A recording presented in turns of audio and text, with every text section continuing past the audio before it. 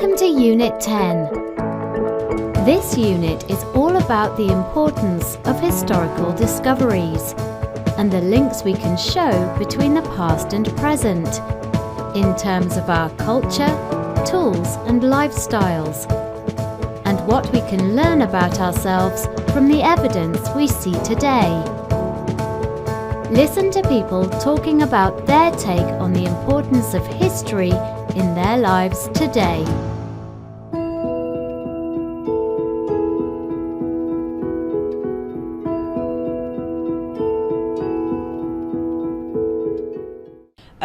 I know quite a lot about the history of the place I grew up.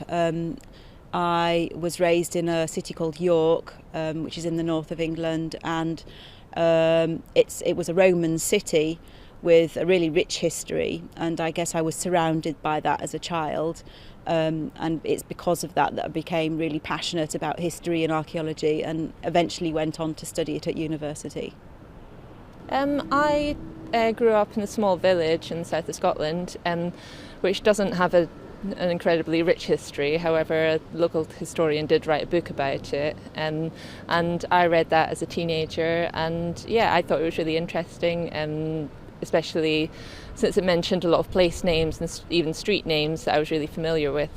They originally come from Manchester, which is in the north of England, and we grew up in the valleys, so cotton was very important, so everywhere was massive cotton mills, and when I was growing up it was closing down, so there was a lot of unemployment, but people lived there and had lived there for generations, so they stayed, but you could see the decline really quickly. Well, where I grew up learning about my Māori culture, I didn't learn about that at school. I learned about that from my adult family, and it's an oral history traditions that we learned as we grew up. Yeah, very important where we came from, who we are as a people. Local history. Well, I grew up in Highgate in London, and I suppose there was quite a lot of local history there because it's a very old village. It was still very much a village then. When we first moved there, it even had cobbled streets, so, you know, lovely old buildings. I come from a very small town, and we always learned about it in school, and my grandparents had grown up in that same town, so I hear a lot of the stories from them too, which is a really different kind of history, so it's really interesting to learn it that way too. Interestingly, we learned a lot about the Second World War, but now that we live in Berlin, it's very still very alive, the separation of Berlin, and so this history, funnily, is not really, or has not really been taught in school, as far as I remember. So that's a bit strange, or sad at least, because now it's really interesting to get to know so much history of Berlin now that we live there.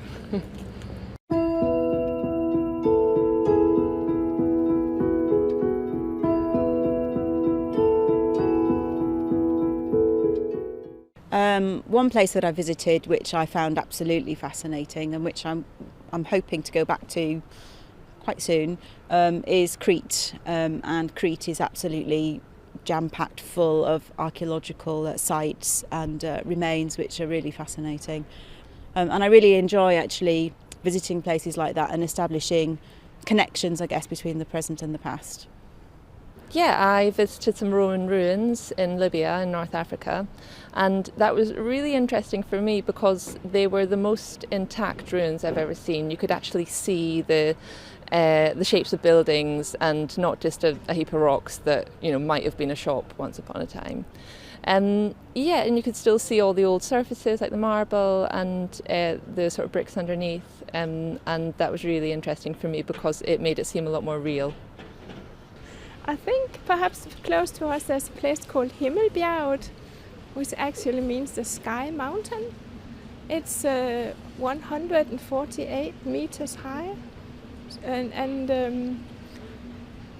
it plays a big role in the history of democracy in Denmark. There were big gatherings of people. Lots of people met there 100 years ago and discussed democracy. and women's rights. So that's a very interesting place I like to visit. Yeah. Well, I'm an artist, a sculptor, and so visiting Italy for me has been, it's the most wonderful place. I absolutely love it. I visited Munich, Germany, and that was really interesting. I learned that there's still like thousands of bombs underneath the city that have just been built on top of from World War II, which I thought was absolutely crazy to learn. Yeah, I was, when I was traveling during that time, Angkor Wat in Cambodia was really present, is a present memory that I have that connected me really physically as well to the past, where I could really perceive how that must have been living in that area, and yeah, that was really impressive. I spontaneously remember Peru, where I was on Machu Picchu, and that was really interesting to get that feeling in the nature, and that people in the past have been built so impressive monuments there within the nature and with their hands, and that was really impressive for me. Yeah.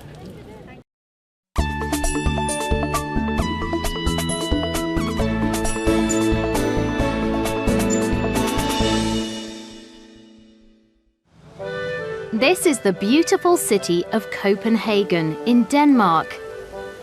The city, situated on the eastern coast of the island of Zealand, is Denmark's biggest city and has been its capital since the beginning of the 15th century.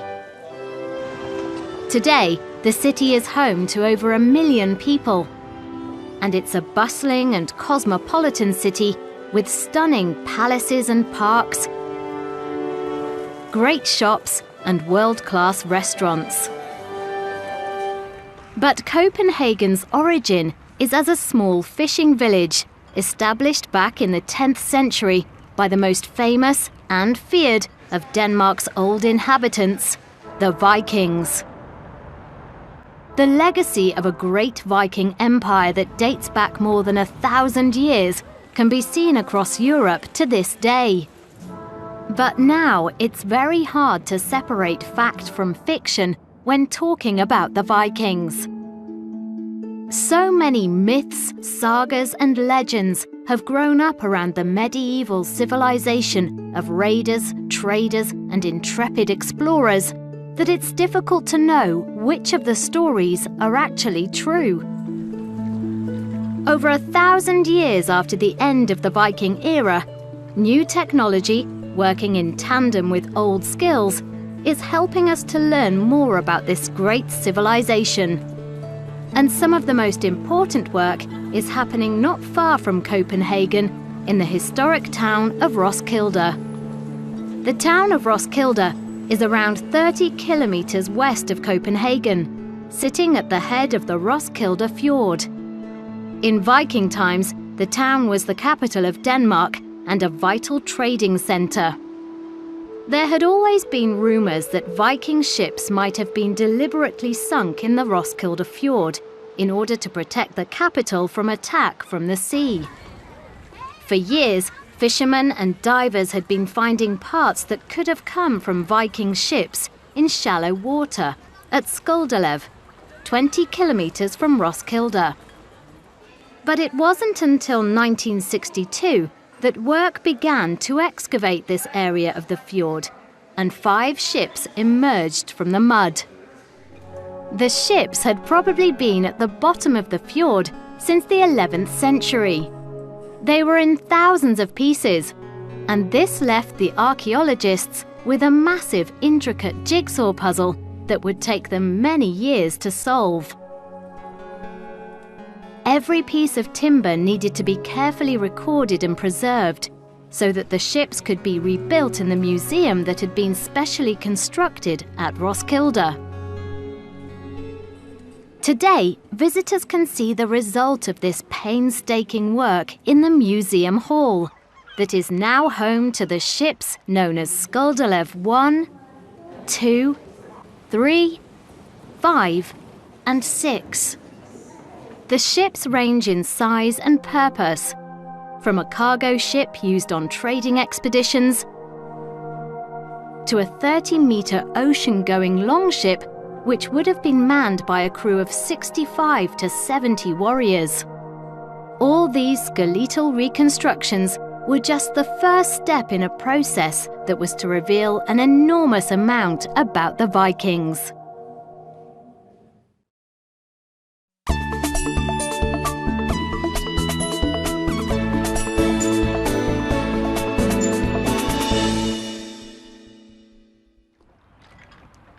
The Viking Ship Museum at Roskilde is more than just a museum. It's also home to a research institution and a working boatyard where they use experimental archaeology to uncover the secrets of the Viking shipbuilders' prowess. The team of archaeologists and shipbuilders at Roskilde take all the information from the remains found at the bottom of the fjord and use it to create exact 1 to 10 scale models of the ships.